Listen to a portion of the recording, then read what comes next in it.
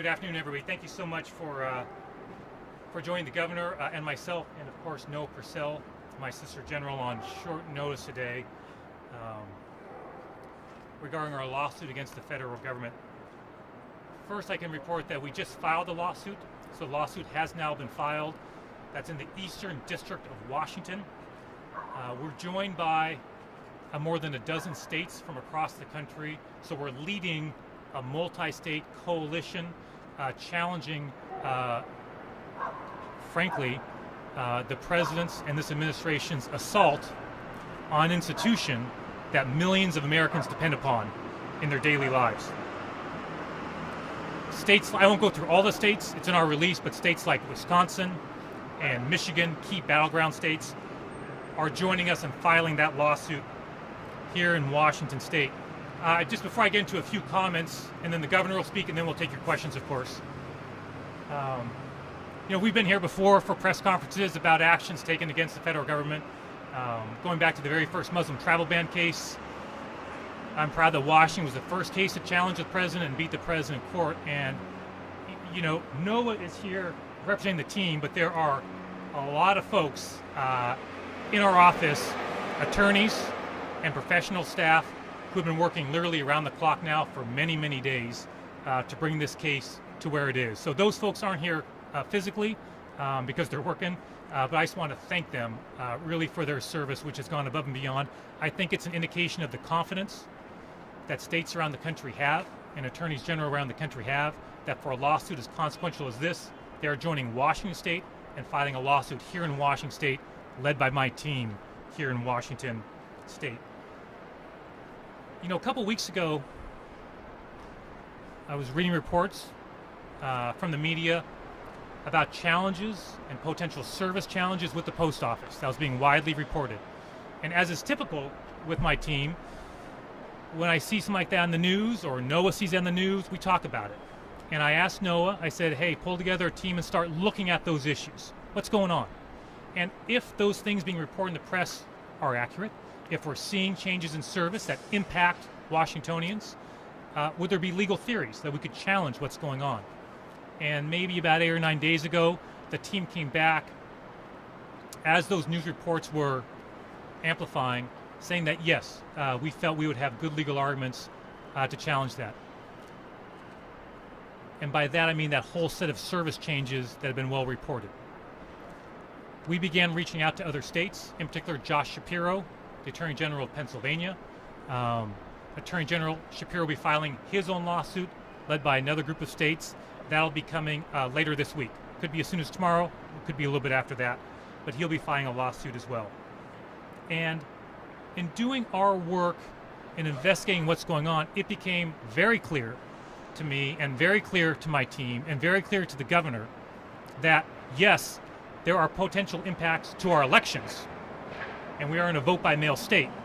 So for Washington and other states, and that gets a lot of news coverage, but it also became very clear to us just how dependent millions of Americans and Washingtonians are on fast, timely delivery through the post office. So for example, seniors who depend on receiving their prescriptions, veterans, more than half of veterans who receive their medications to the VA, guess what? They get them through the mail.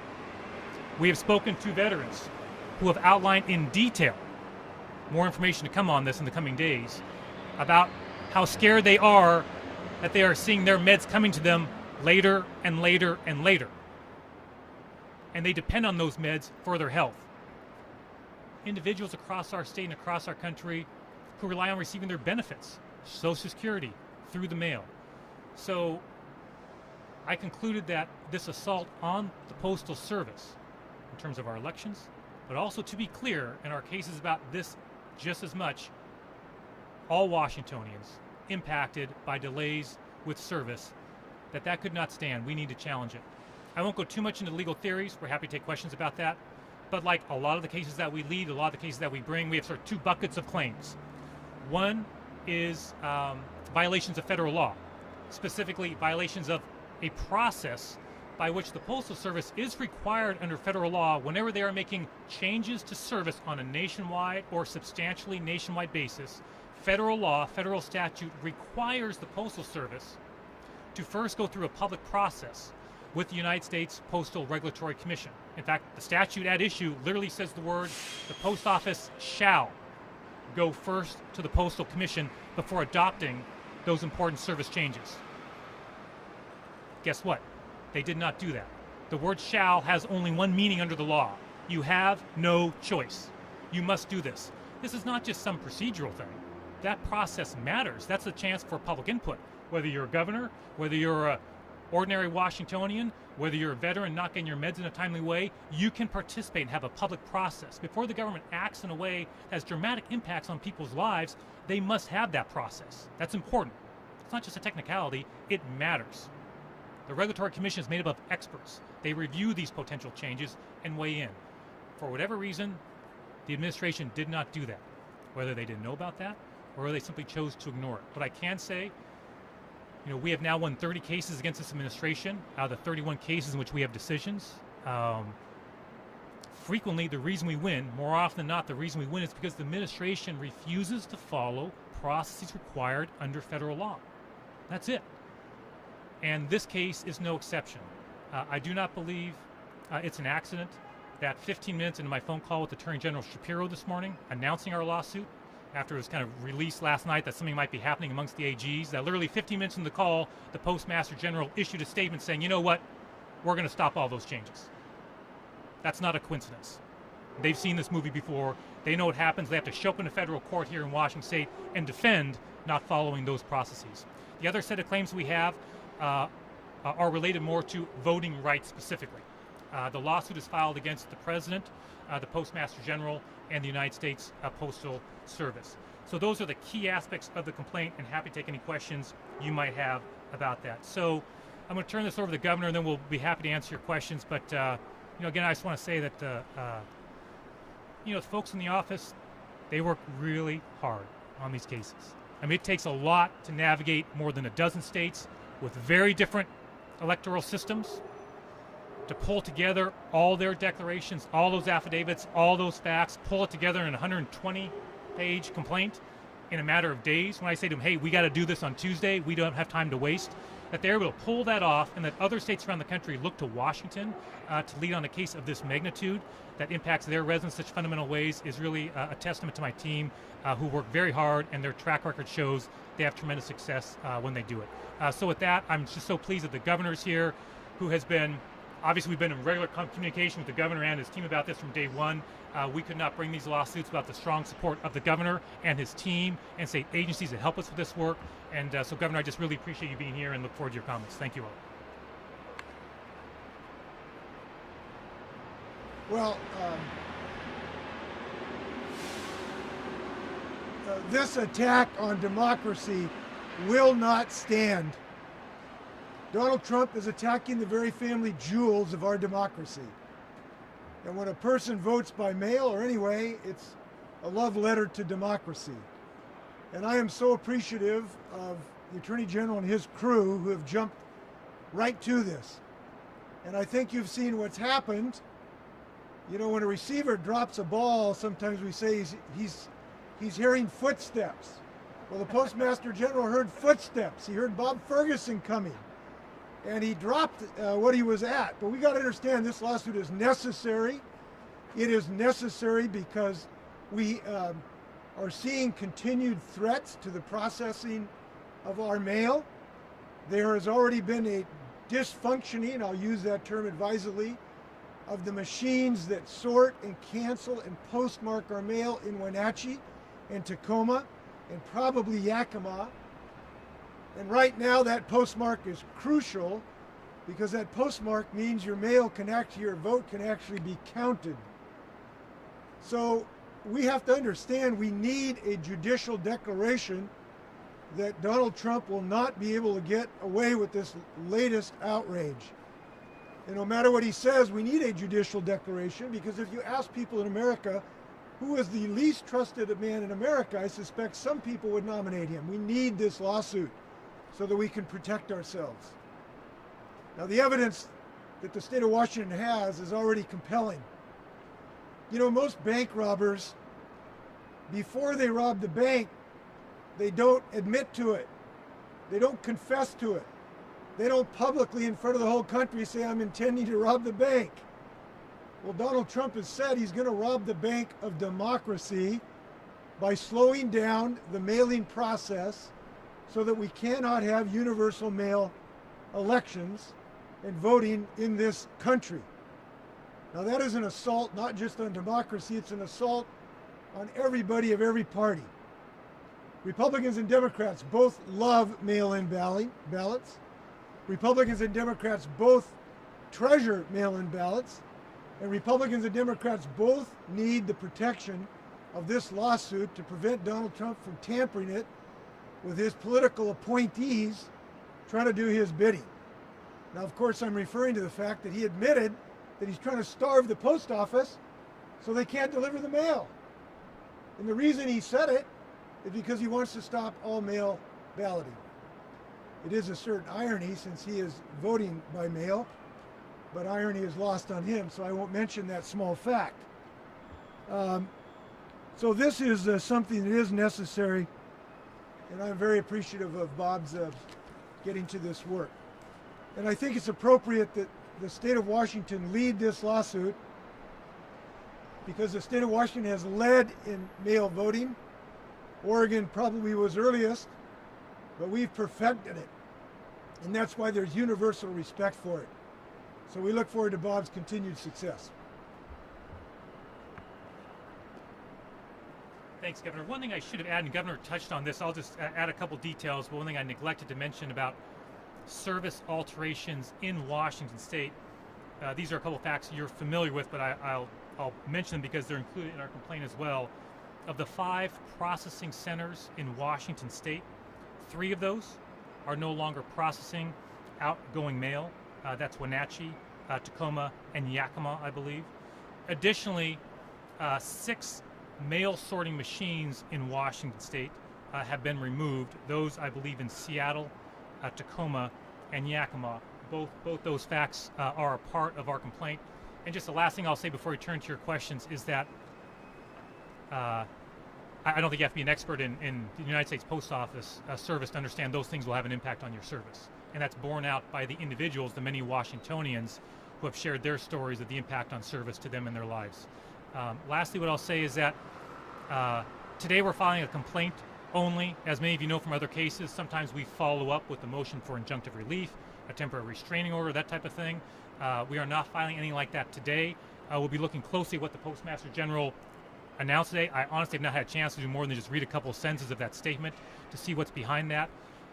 But the litigation goes forward, and it is, of course, entirely possible that here in the coming days, that we would do what we often do, which is seek a motion of some kind of restraining order or injunctive relief that allows us to get into court right away to put a stop to any actions that we believe are unlawful. But obviously we'll be communicating with our states that are joining on that and seeing what the facts are as we develop those. I might just add as a very final thought, Noah literally mentioned to me as we were chatting with the governor beforehand that even since we announced our lawsuit at 10 o'clock this morning, we're getting more folks contacting our office who work in the post offices, folks who are literally sending photographs of machines that we weren't aware about that are no longer being operable. So I know folks have a lot of interest in what's going on here in Washington State. I just want to emphasize a lot of facts are coming in very, very quickly from workers all across the state, literally even the last few hours since we announced our lawsuit.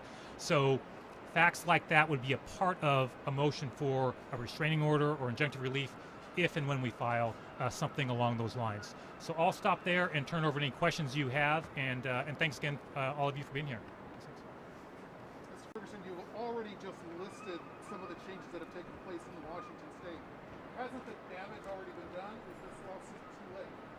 So thanks for that question, Essex. I mean, that's obviously something we have to ask ourselves every time we consider litigation. I think the short answer is no. So for example, in seeking that injunctive relief, putting a stop to things like those overtime rules and rates, for example, we can put a stop to that.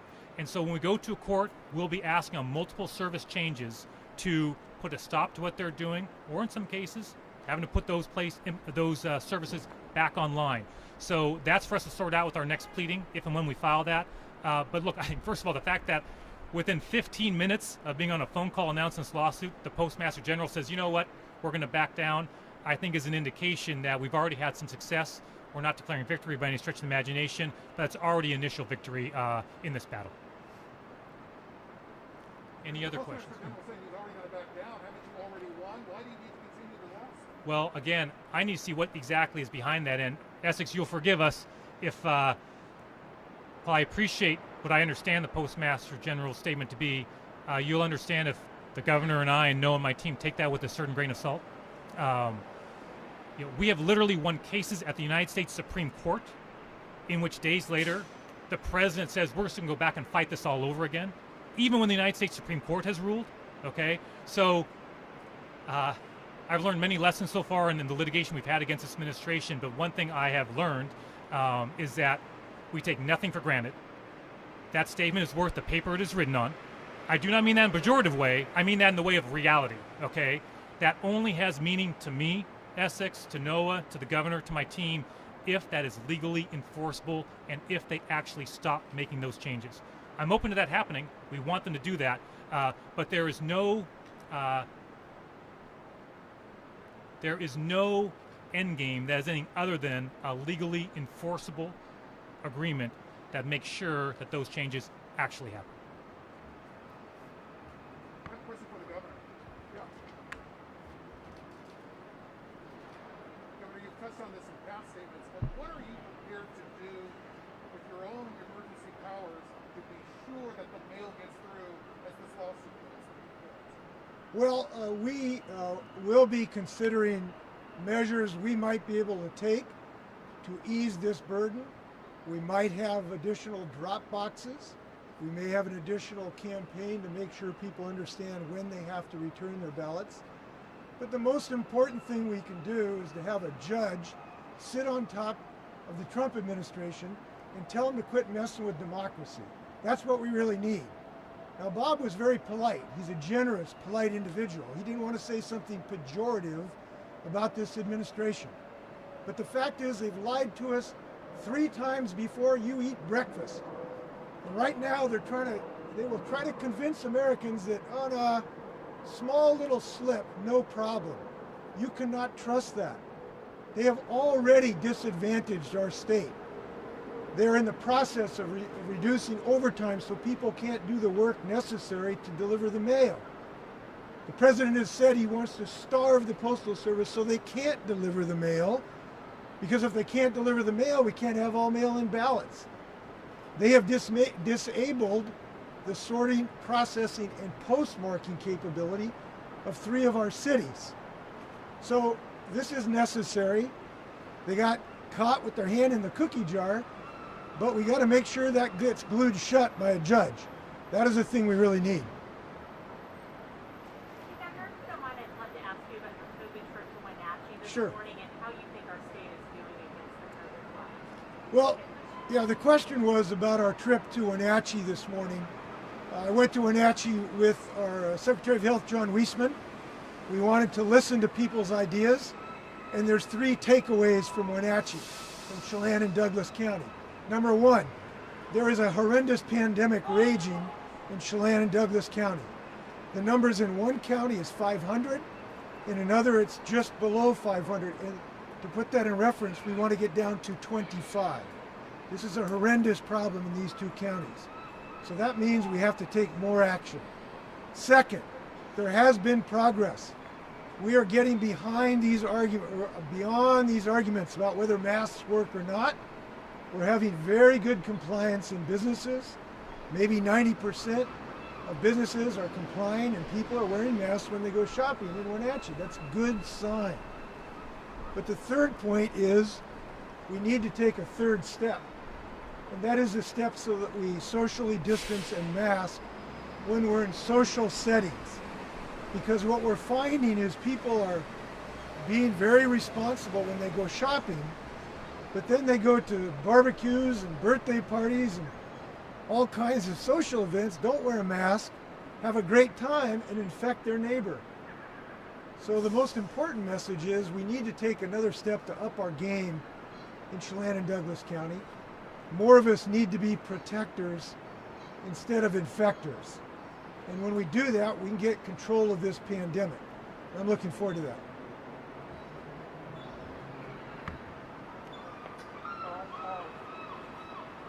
has gone on so far, is that damage, are we going to, if it stops today, are we going to notice anything come election time, or we're still evaluating? I'll repeat that question. Tell me if I got it right. So the question is, has there been a certain damage that's been done that can't be rectified? Is that fair to say? I mean, no, feel free to weigh in, or Governor as well. And I said, or are you still evaluating? I guess what I would say is, it's a good question. I guess what I would say is we have heard from Washingtonians. I mentioned an example, a veteran who's getting his meds later now that he needs. Well, that is an actual harm, and I can't go back, we can't go back and get those meds to him on time. So, yes, the delay in the mail has clearly had some harm, and we can't undo certain things that specifically happened. That said, while not understating that, I believe that the greatest harms are yet ahead, with an election coming up in a matter of weeks, with the accumulation of late delivery of medications, Social Security benefits, you name it. Which is why when we chatted a week or so ago about when to file this lawsuit, it was, we need to do this now, as soon as possible. Understanding how complex an undertaking that was going to be, and in part that decision was driven by what you're asking. Hey, a harm is occurring in real time here. We need to get before a judge and put a stop to it. We need to move right away. So, yes, harms have been happening. We can't go back and undo certain things, but sort of back to your point, Essex, as well, if and when we seek injunctive relief, if that's necessary, if what the Postmaster General is saying is not maybe actually the case in fact, then yes, we won't be shy about doing what we often do. Go before a judge, ask for injunctive relief, and in cases we have filed, I might point out, in Washington State, seeking that type of relief, we have won over and over and over again. So we feel confident in this case, and I wouldn't have filed unless we thought we could do that. Do you want them to put the sorting machines back, the ones they removed? Look, so I'll repeat the question. Do we want them to put the sorting machines back? Yes. So what this administration is going to need to do from our perspective is get back to square one. Now, again, we need to drill down what this recent statement is. What does it mean? Does it mean when they say we're going to stop changing the changes of service, does that mean making those changes, Essex? Look, it's just too soon for us to know. We just don't have that information in front of us. It's been a busy few days. But that's the type of thing we'll be looking at very closely, and to make sure that the goal here is to restore as much as possible back to the status quo. Now, I will add, just as long as I'm speaking of that, look, we don't have control over how much Congress budgets for the post office, right? There are huge issues there that nothing as smart a lawyer as Noah is, as great as my team is, we don't control that. That's a policy decision, a budget decision for Congress. That's their world. But to the extent that they made these changes and did not notify the Postal Commission the way that they did, as one example, they need to rectify that. And that means getting them back to where things were before. Governor, anything you wanted to add on that before? Well, I think they maybe just one thing I want to add. We need to understand the movie we're seeing right now, which is the administration trying to camouflage what it has already done and what I believe they will continue to do. And we need to understand the depths of their intention here. Look, they warned us. They told us they were going to be slowing down the delivery of the mail. That was a conscious letter they sent out. We have to understand that's a real threat. And that's why this lawsuit is absolutely necessary. Look at, if our mail is going to get canceled in time to vote, we need to cancel this administration's efforts. And that happens in this lawsuit. Thank you. Mask up. Yeah, to your question about is the harm already done, I mean, one thing that has become clear in the course of preparing this lawsuit is that the Postal Service, the people who work there, are capable of incredible things. You know, you look at the number of packages and letters they deliver during the holiday season is astonishing. That's why it's so troubling that right now there are all these delays and slowdowns. Really, it's very hard to explain other than this political interference and intentional harms being done to it. And so we think that with judicial oversight, the post office should be eminently capable of helping us have our mail-in elections as we have done, but we just are worried about what the president has already done, what the Postmaster General has already done, and preventing further interference.